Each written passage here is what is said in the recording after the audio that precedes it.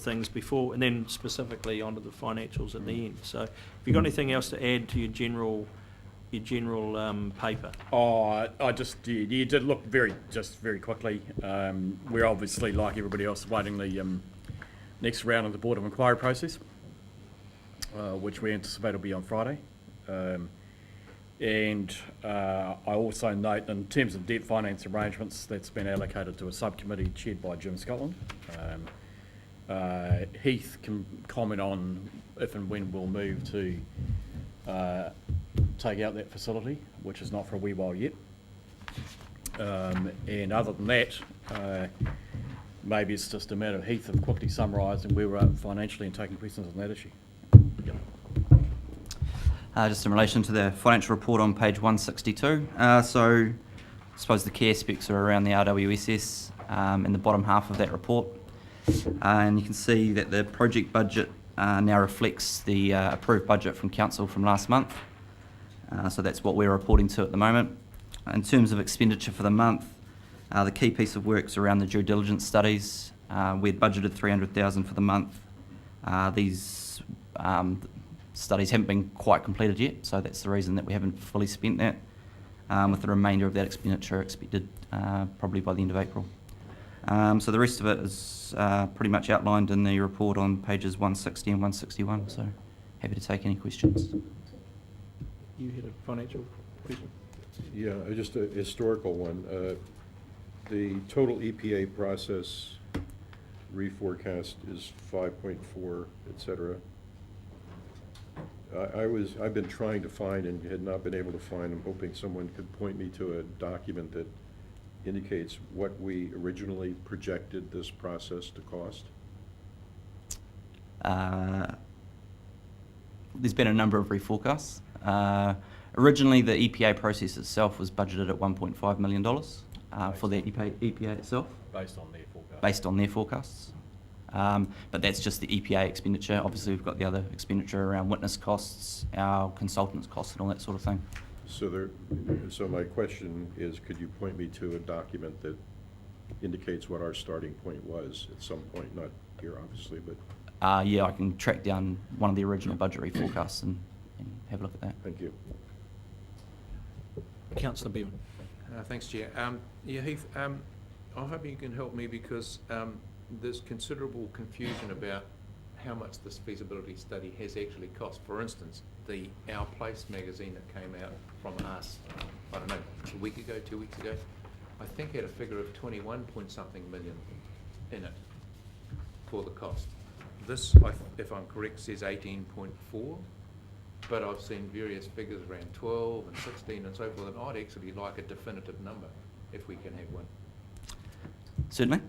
So the 18.4 is the phase 2 development expenditure, which is effectively from when HBRIC took over the project from Council in October 2012.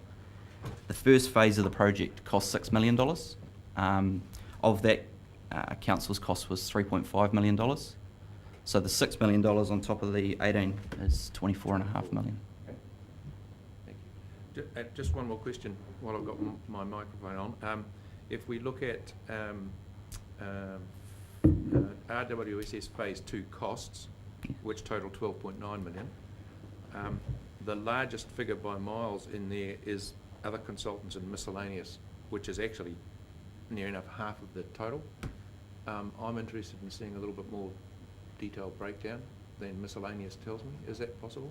Yeah, we can break that down a little bit further. Yeah, obviously, there's I'm not asking you off the top of your head. No. There's some confidentiality around some of those numbers in terms of consultants' fees, yeah. But we can provide that into a few more work streams for you. That'll be appreciated. Other questions, Councillor Scott? Question, Mr. Chairman. If I come back to the report, it refers to the HBRIC strategic plan, which is a very important document.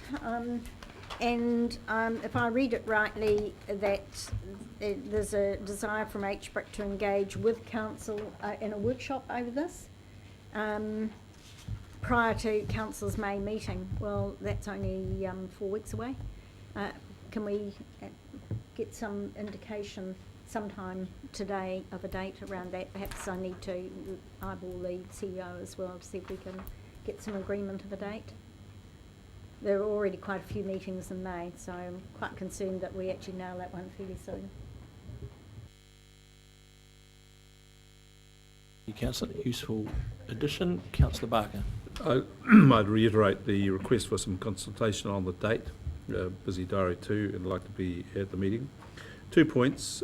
Firstly, the sort of the way we've summarised getting to the condition precedent is 40 million cubic metres, which in itself was just a figure to help describe for people, but there's an underlying set of metrics on that, which will be a cash flow.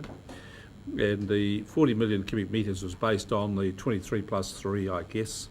If there are discounts being offered for people to sign up early, which I'm told there are, what approximately is the figure now in terms of million cubic metres to be sold, which will mean that the condition precedent has been met? So there's two answers. The first answer to that question, Councillor, is that the discount assumptions were included in that number. That's the first point I'd make. So to the extent, so that's neutral.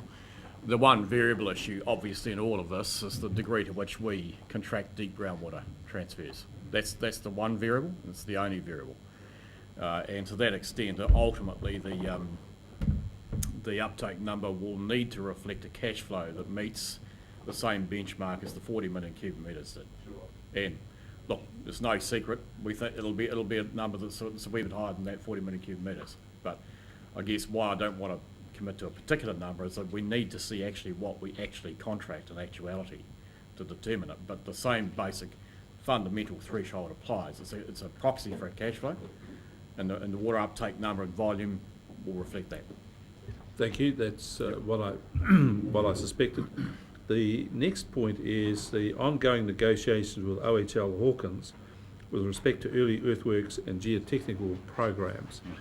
My issue here is that we have a contract, we have an agreement that nothing will be done on the dam in general terms until we've met the conditions precedent.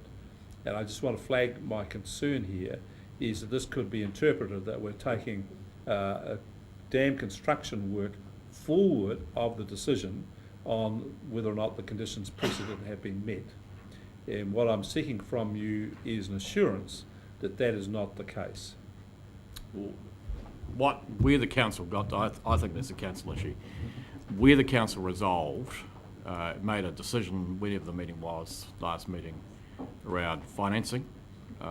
That's the basis on which HBRIC is proceeding. If there's any material reason why, and it made eminent sense from a financial perspective or whatever, to pull forward geotech work, that would be a decision, and one is that HBRIC has not considered that in any depth. It'll only consider that based on where it sees the financial close position, and if it does consider it prudent to do so, it'll have to bring that issue back for council debate.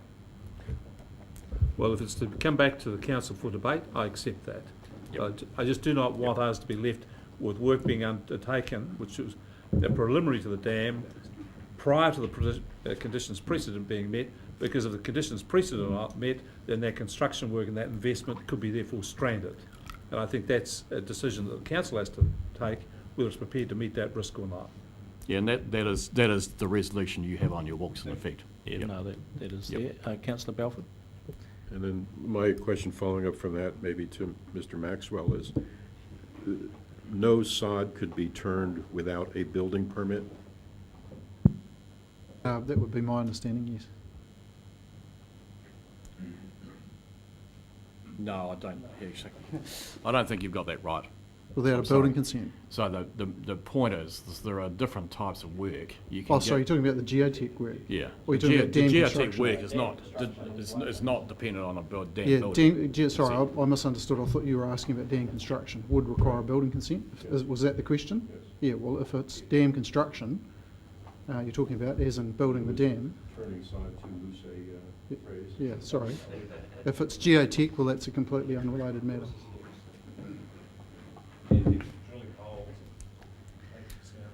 Well, that's right in planning. detailed planning. That sort of stuff, yeah. Okay, any other questions? Mr. Mohi, you have a question? No? You good?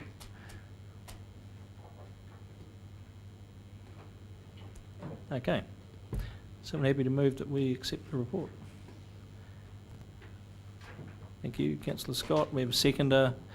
Thank you, Councillor Hewitt. You wish to speak, Councillor Scott?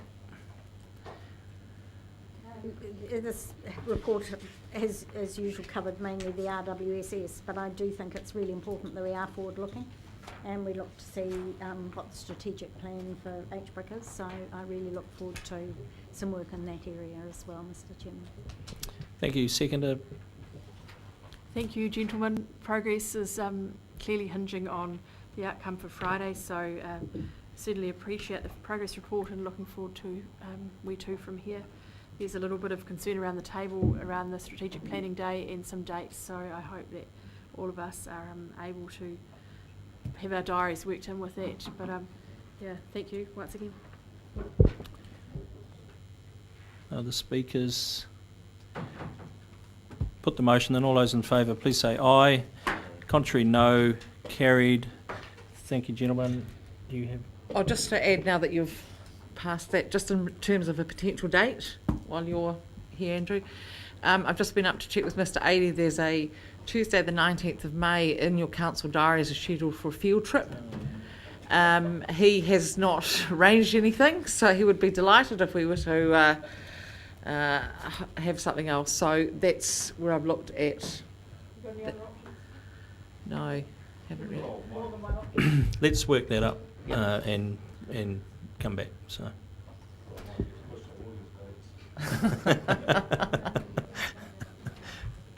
Thank you, gentlemen. Right, well, let's go. Manton is here. Please, so let's now go take you back to item 15. And as stated earlier, unfortunately Mr. Drury is on leave today, unable to be here, but Manton is front and centre. It's the second time he's done that to me, by the way. Just Well, note that down. You'll be... Yeah. Thank you. Just a general observation before you start, it doesn't look like too bad a news. Is that what I'm hearing here, reading here? Yeah, no, Okay. 9 months So through. we call a meeting to order, please. Thank you. Great. Good afternoon. We've just ticked over 12 o'clock. So we've got the 9-month report of the financials, see how we're tracking for the year. It's hard to believe we're 9 months through, but we are, and ticking. So we've got that last quarter to go before we'll be wrapping up for the annual report and everything else that comes with that. So I will take you through the paper, which is on page 75. Right, so this time of year, every year we do our reforecast, which is basically all the managers looking at their projects, seeing how they're tracking, flagging anything that they think will potentially be under or over budget at the end of the year, and reasons for and that, and we go through that reforecasting exercise. We actually, if you'll remember back in October, after 3 months, we did a brief reforecasting exercise where we brought to your attention a couple of things that had become kind of well aware, I guess, which was the interest rate not being quite where we thought it would be for the year, and obviously as that has tracked through the year, that has been the case. And the second part was, I guess, as you've just been discussing, the RWSS timing and if and when money would be required from them, and how we obviously account for that on our side of the fence. So what we have done is provided, I guess, a brief summary on that page 77 of those previous decisions that we'd brought to you, and from there we've gone and done the full reforecast, and just we've got that reasonably summarised for you to have a look at. No huge changes, but there are obviously things that pop up during the year, and we've tried to mitigate those as much as we can, try to over and unders, obviously try to balance our budget, as I'm sure you'd wish us to do. So I think in the end we've come to a good result on that, and Paul was pretty pleased with how it came out. So we'll go into the detail. I guess probably the best place to start is page 78, which has, well, 3 columns there, I guess. Our first is our annual budget, which we set last year. The second column has got an A on the top of it. That is that first reforecast which I talked about, which we had a couple of adjustments for. And then column B is our final kind of reforecast where we are. And we've got a variance column there. Can we ask questions as we go? Yeah, go for it. Absolutely. Okay, so I just, if you look at the what you've got for the dividend from HBRIC, which is 7,175,000. Yes. And you cross-reference it against the report we've just received, it's 7.1, so it's $75,000 lighter than this budget suggests. Correct. We are using 75,000 worth of our dividend equalisation account, which is in our annual budget to use. It kind of offsets there, but yes, sorry, it does. So that's the difference. Yeah. Manton, just in terms of your heading up the top, PD 09, what's that? Period 09, which is Sorry, ninth month of the the year. ninth month of the financial. Sorry, it's a bit of an internal jargon for you. Right, so yeah, the best place to probably start is our variance on that column and the big numbers that jump out there, and we'll talk through those if that is the best way of going through it.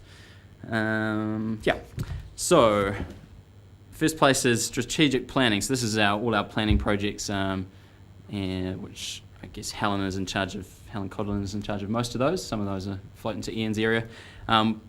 The negative number is obviously we've had to increase that budget for the requirements, I guess is the best way of talking about that. So I've got a question about that as well, Manton. Yes. So the text on page 79, further provision of $80,000 for costs. Yes. The total cost for the EPA further processes is estimated to be $270,000. I would have thought that all of that would be our cost. How come it's only 80? It's the part that relates to the Tuki plan change, and that split, don't know the detail. Actually, Helen, good timing. Might be able to tell you more about that, but that's because they process them both at the same time. That's our costs, which we pick up, and the rest is HBRIC's. But you might. So the costs associated with that relate to both the plan change and the RWSS consent applications, and looking at the invoices that came through in terms of amount of time spent on one or the other. It varied, so we just made the call of a 50-50 split between those costs. Yeah, but I'm sorry, correct me if I'm wrong, but I thought the further Board of Inquiry process was entirely related to Plan Change 6. No. That's the first part of it, is to review that particular condition of Plan Change 6, and then it was looking at any consequential amendments that might be required to the conditions of the RWSS, and that required quite a bit of time as well. Okay. So with all those costs incurring that we didn't obviously plan for this time last year, we've had to obviously increase those budgets to allow for those. So we've got a little bit of summary at the bottom there where that 99 comes from. So we had originally in October floated the idea that there'd be about 62 that we'd be picking up. That's obviously increased as the hearing's gone back again to that 161. So there's the difference there of another 99 that we've had to put into that particular area. So if there's any other questions on that, we'll move on down the list. I Councillor do Scott. have one overall question, and it is good to see us back to an almost LTP position on the budget. However, a lot of this has actually risen over work that has been deferred. Are we now going to see in the LTP round carry forwards that pick that up and impact on next year's budget? I don't know if there's too much of deferred. Is there a particular Well, area? there's several areas I can pick it up in. But Okay. just for instance, on page 79, the timing over looking for qualified and experienced engineers has delayed work.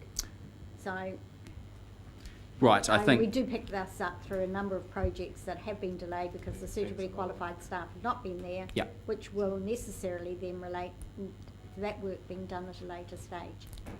right. Has this been budgeted for in the LTP, or is it going to be reflected through some carry forwards? I think that particular one is more of a doing one thing over another thing, but Mike might pick up on that a bit more. So I think the costs had been budgeted for the other. Now we're doing the other because that's more, and then they'll swap over later. So I think cost neutral, but you can probably. I mean, generally your carry forwards will be for external expenditure. But yeah, in terms of the engineering side, we have transferred some money out of capital works into internal costs, just because there will be a significant amount of engineering required to actually achieve those. So whereas we'd sort of put big picture capital costs in there in the past, we haven't really sort of matched it with the resource, so that's been done now. So yeah, not really anything significant in the way of carry forwards, other than undertaking physical work. No, undertaking project work to actually progress. And the key areas: one, asset management plans, and two, levels of service reviews. Those have been the ones that have really suffered because we just haven't had the resource. Right, so that actually covers off a whole lot of those little variances that we've got there. Mike's been playing with his engineering staff and where they're spending time, which is good, because obviously he's got a full regiment of staff there to put into the right areas. So we've allowed for him to put those into the right areas, so that when we report at the end of the year, we're reporting against where they actually are spending time and should be spending time. That leaves us with one of the big favourables, I guess, is under our governance and community engagement cost centre and projects under there.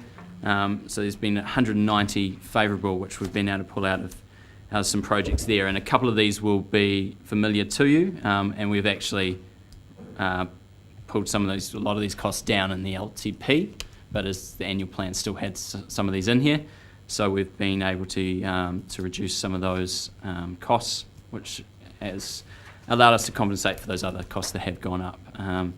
So one of those projects was the Sister City project, which from next year onwards no longer exists. So there's kind of 20 grand in there, which we have not spent, don't intend to spend, so we've reduced that budget right back, which hits the bottom line, obviously. And we do have a contingency of about 50,000, which we put into budgets for one-off expenses that pop up during the year. So we envisage to use that as well. And the other part is our targeted assistance project, which again in the LTP has been cut right back. This year we've spent probably half. We're envisioning to spend half, so we've been able to take some of that back as well. Chairman, so what is that money? What is the targeted, what's an example of that? So some examples of that through you, Mr. Chair. Sorry, Richard. That's right. You're good. So the cost of the Massey University partnership, for example, is one of those. Another one would be the cost of running our relationship with the different primary sector industries, where we have our twice yearly forum. We also have funding set aside there for projects that lie around iwi engagement, or are specifically requested by iwi. So we've looked, and most of this was cut out in the previous reforecasting, but we've looked at what we're likely to spend between now and the end of the year, which is essentially only another 2 months, and what we know is ready to come down the track at us, and we've been able to adjust that accordingly. In the annual plan going forward, that's reflected in the, while it's not cut right back to this amount, there is a further reduction in that budget as well. But this is what we have to work with this year, and so this is really more reflective of what's been spent or is going to be spent. Great, thanks, Liz. Yeah, so the other areas where we've been able to save a little bit of money is in our cost centre, which is kind of the overall running costs through the year. There's a couple of areas, and one of those is obviously staff time on the Rotaniwha is continuing. So we had obviously budgeted that at the beginning to kind of wean off at the end of the year. Obviously our staff is still needed in that area, so they are spending time in that area, which takes their time away, their cost away, I guess, from our other operations. So we are saving a little bit there, and also we save a little bit over the span of the year with recruitment. There's timing differences there with when people leave and when people come on and finding the right people. So we do over a year and over a significant salary amount save. We're anticipating about 55,000, which will flow through in the effect of everything. Sorry. Councillor Belford. This is not a big number, but it did cause me to wonder. At some point a while back, early in our term, we got a report from HR on staff comings and goings. When do we get that annual? When do we get such reports? Yeah, there's normally an annual HR report, and I can't remember off the top of my head when that is. I think it's pretty close to following the conclusion of a financial year. So you should get it in about July, August, somewhere around about then. Great, and there's just three others to bring to your attention. The first you probably already know about is the HBRIC dividend. So that number that Councillor Bevan brought up has been reduced from our first reforecast effort. Obviously they need to hold 37,000 more back for their running costs, which I think you're already aware of. Our restricted leasehold land administration costs, so this is the figure for the ACC amount that we pay ACC from the amount that we get paid from leaseholders. We are able to withhold an amount for admin, but that obviously gets reduced if we sell properties, and there has been continued sales of leasehold properties during the year, so that gets whittled away. So we lose about 20 grand for this year on that process, which we've taken into account in the budget. And the last favourable, which I think Paul brought to your attention last time, but we hadn't quite decided or got opinion on how to deal with that, was that we've got a large provision put away for our risk pool insurance. As you're aware, we are in risk pool, which is a pool of other councils to self-insure, which means we're in with other councils that had issues with leaky buildings. Obviously we don't ourselves, but as a self-insurance we had to take some of that hit as well. We've put money aside to put into that, but we've got indication from risk pool that whole amount won't be needed. They've come almost to the end of their leaky building situation. So that money that we've been putting aside we can put back into our operating. So those are the major kind of reforecast issues that have come through. As Councillor Scott had said, we're pretty much back to our original annual plan budget. So we had a deficit of 424, now we're at 478. So obviously, 50k difference there, which is still a little bit over. But given where we were 6 months ago, I think the management are reasonably happy with that. Obviously, still got 3 months to try and rectify that little bit of a deficit as well. So if you've got any more questions on the reforecast, we'll take those. We can move on to the financial. Questions on the reforecast? I'm not sure if it comes now or not, but I'm interested in the Tamata visitor park and where that sits in here, or implications. in your Sure. reforecast.